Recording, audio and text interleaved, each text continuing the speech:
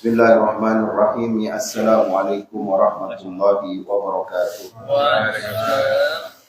Alhamdulillah. Alhamdulillahilladzi wakafa. Wassalatu wassalamu ala nabiyil mustafa wa ala alihi wa sahbihi ahli sidqi wal wafa.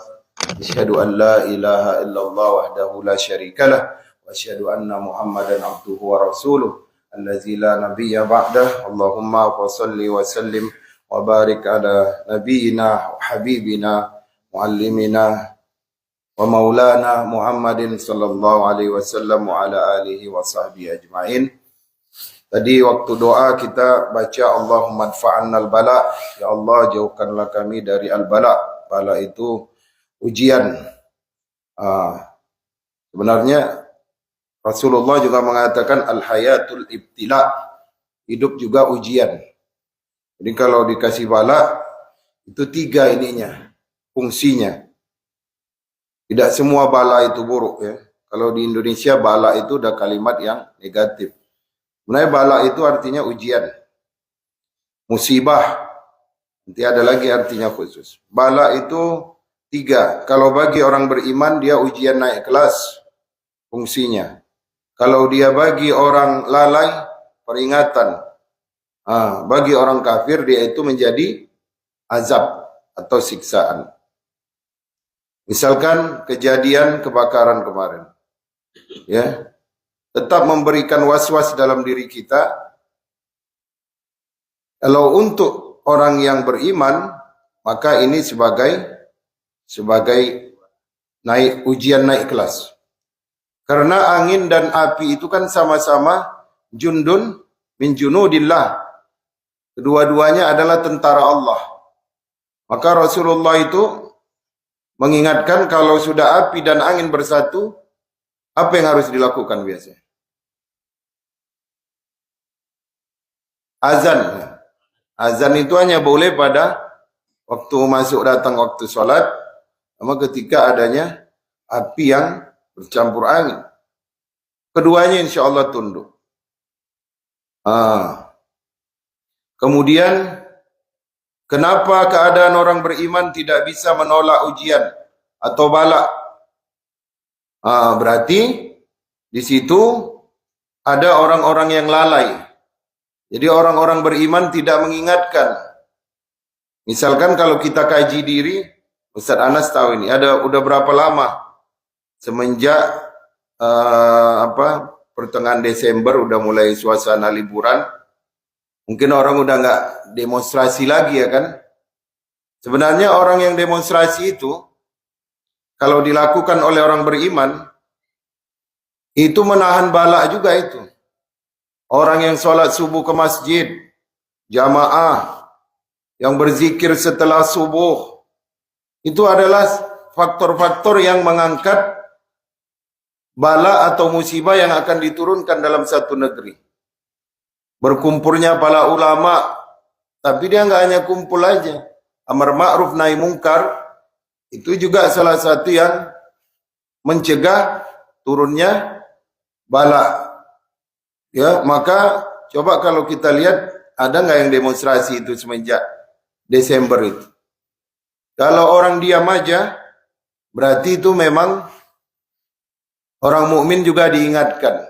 Tapi alhamdulillah, ya, cuman diambil hartanya. Misalkan yang di Altadena itu At-Taqwa dengan beberapa rumah jamaah katanya ada. Jadi kalau ada juga harta orang yang beriman yang terkena di dalamnya, apalagi masjid. Sementara ini kita dengar nggak pernah masjid itu dapat ikut terkena musibah ya, biasanya Allah selamatkan. Berarti di situ ulamanya, orang-orang berimannya yang ditanya, apa dosa kita ya Syekh? Karena hal ini kan dilakukan oleh Sayyidina Umar ibn al-Khattab ketika, saya lupa sholatnya apa, ketika itu sudah tahiyat pada zaman Amirul Mukminin Umar ibn al-Khattab, waktu itu sudah tahiyat, kemudian terjadi gempa di Madinah. Kemudian Umar segera mempercepat salamnya, kemudian langsung berbalik kepada jamaah dan menanyakan, wahai penduduk Madinah, apa yang kalian lakukan? Dosa apa yang kalian lakukan? Segeralah beristighfar, bertaubat kepada Allah, ya, karena aku pernah mendengar, ya, bahwasanya gempa itu diturunkan sebagai peringatan bagi orang-orang yang beriman. Maka kalau ada misalkan musibah dan harta orang beriman kena, kemudian masjid, ini berarti yang dipertanyakan adalah fungsi orang beriman di negeri itu. Berjalan enggak? Karena keadaan yang terjadi di Gaza semenjak 2 minggu, 3 minggu belakangan ini adalah yang paling terparah kan? Karena sudah zero hospital. Kemudian juga zero dokter.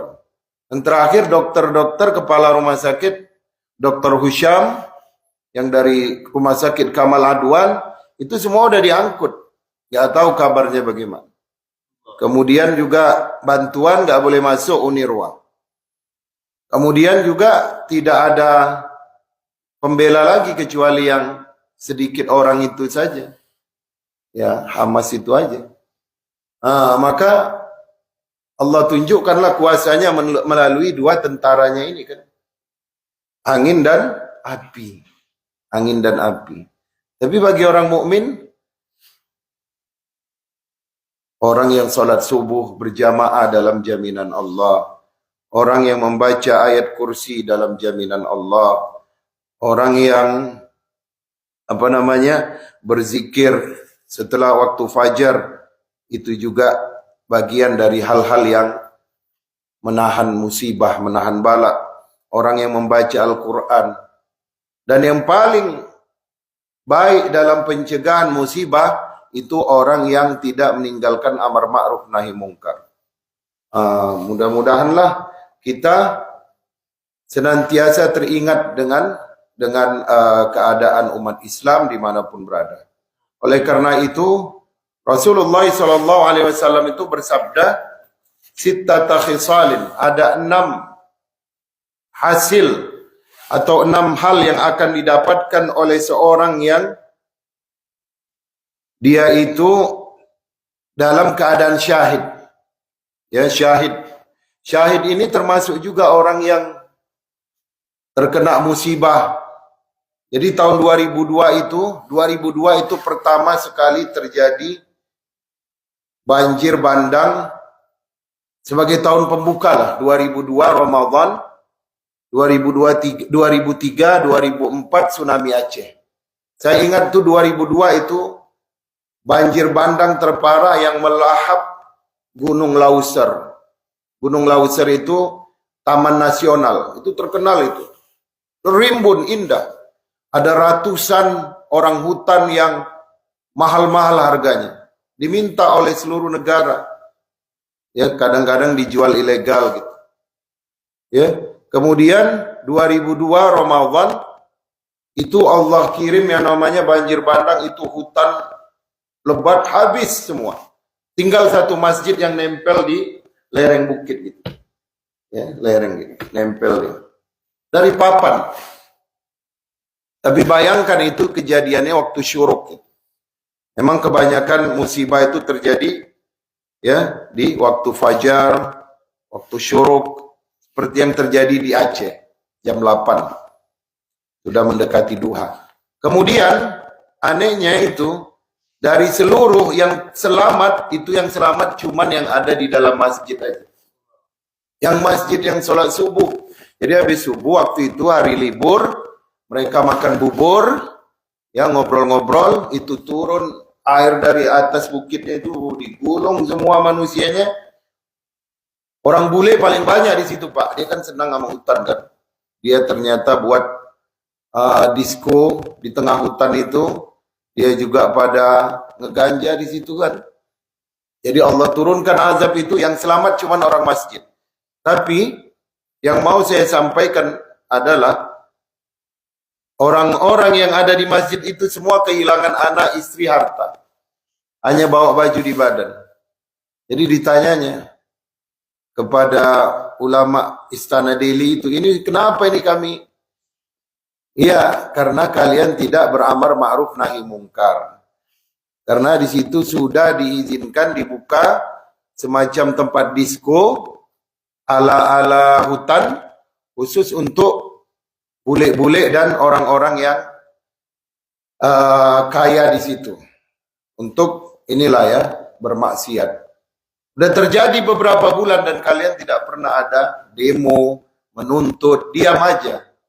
Akhirnya Allah gulung. Semenjak itu banyaklah musibah. 2002 saya ingat itu.